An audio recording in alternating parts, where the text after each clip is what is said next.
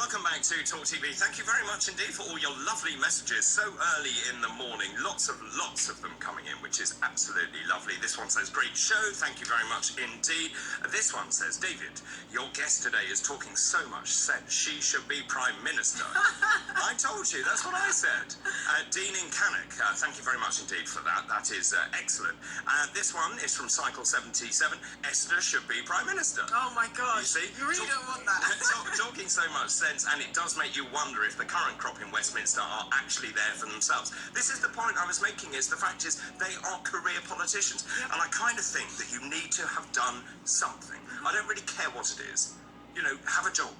And but then this is the become thing, they fancy themselves as the experts, but the only thing they're experts in is being in Westminster. But that's not enough, right? No. You're trying to sort of maintain this elite class, but your expertise is not really where it should be. No, but they have been a researcher, they have been on a policy group, an analyst, yeah. they've also been in the local association. Exactly. Yeah, agreed. And by the way, in your comment about the first non-Christian Prime Minister, that is not... Oh, Disraeli. Disraeli!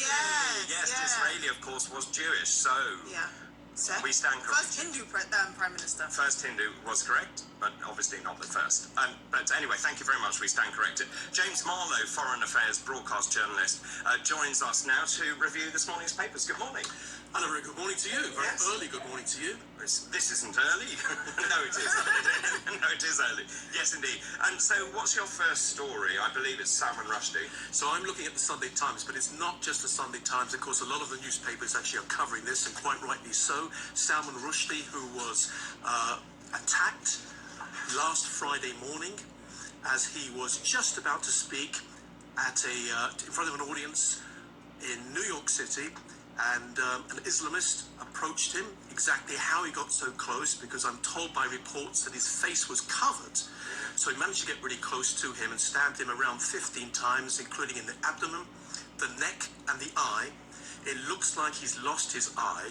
The good news this morning, if you can say some good news, is that he's off the ventilator, according to news reports coming through this morning as well. He looks like he may, as I said, lost his eye. But this is a typical Islamist who refuses to accept that any type of criticism against a religion is allowed to be. Now, we have criticisms against Judaism and Christianity and Catholicism and Hinduism, and this is all about Salman Rushdie writing a book in 1988 called The Satanic Verses. At the exact time that it came out, the original Ayatollah Khomeini from Tehran in Iran issued a fatwa, which was to kill him, to destroy him. The British government at the time wasn't doing initially that much, even though he was a British citizen, originally born in India, British citizen. I didn't realize he actually got American citizenship in 2016. And in the last few years felt a little bit like John Lennon. Yeah, he's a dual citizen, isn't he, of the UK and the US? Yeah. And I think of India as well, if I'm not mistaken. Maybe you're right. No, he doesn't have Indian citizenship. He does have British and American citizenship. It's definitely those two. Yeah, he definitely does. That reminds me very much of John Lennon, because in his later years, when he was only, 30 years old or something, or 30, in 1980, he felt, just before he was attacked and killed himself, he was able to walk the streets. So this is exactly what Salman Rushdie has been saying, and yet he's attacked. Now, this comes, if I may just say, this is not a lone wolf attack. This is not just an individual. This has been sanctioned by the government of Iran, and this fatwa has never been lifted. And as a result, Rishi Sunak is actually saying that perhaps the Iranian Revolutionary Guards should also be added to the list of terrorist organizations in this country. And I believe, if I'm not mistaken, Liz Truss may have hinted at something like this several weeks ago. I mean, just looking back, you said the fatwa was issued in 1989. My understanding was in 1998, the Iranian government withdrew support for that. But then when the new leader came in 2005, I think it was then re-implemented. But you're right. And also, we were talking about this yesterday. I found it extraordinary that the state broadcaster welcomed the news. We found out that many politicians have welcomed the news. And of course, the papers over there are saying Satan on the way to hell. This is unacceptable. And have you seen those cartoons as well in some of those papers? Just to give you a little bit of background over here, the Iranian Revolution took place in 1979, so this was the first exposure that the West certainly had to radical Islam. It came from the Shiite side as opposed to the Sunni side, and this actually made the Sunnis to step up their act to get world publicity. So in the 80s, of course, Al-Qaeda was created and led by Osama bin Laden. He attacked in the Twin Towers in 1994. There was bombs placed under the building at that point because they were trying to compete with Shia Islam at that particular point as well.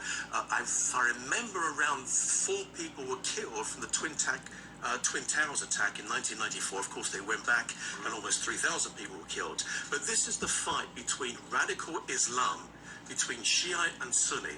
Now, the Shiite and also Sunni is backing this, but Shiite was the one who originally issued this fatwa. You're right to say that it was lifted, but that was because of Western pressure. And then they found a way to put it back in again. So what happens from here? I mean, clearly we cannot stand by. I mean, I know this happened on American soil, but this is unacceptable. You cannot go around doing this. And that's exactly what Nikki Haley is saying as well, and other Republican members, Congress, who are saying that the president has to do something about this. Exactly what? It's really difficult because on the one hand, you can argue that this was a lone wolf attack, but on the other hand, sanctioned by Iran.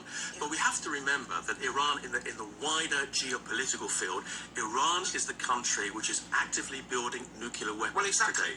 And of course, surely we should sanction Iran, no? Well, it has been sanctioned. The Americans. But harder. Well, I think it calls into question the Iran nuclear deal. Well, it does. Should you really be paying Iran to just about keep their nuclear arms capacity at bay, and then eventually in a few years they will probably have enough capacity they don't need the nuclear Iran deal?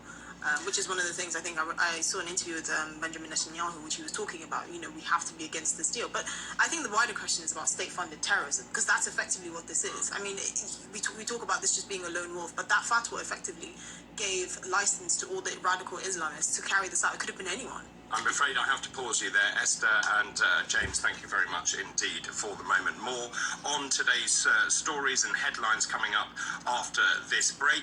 This is TalkTV. We're broadcasting live from the Talk Radio studios. Don't you dare go anywhere.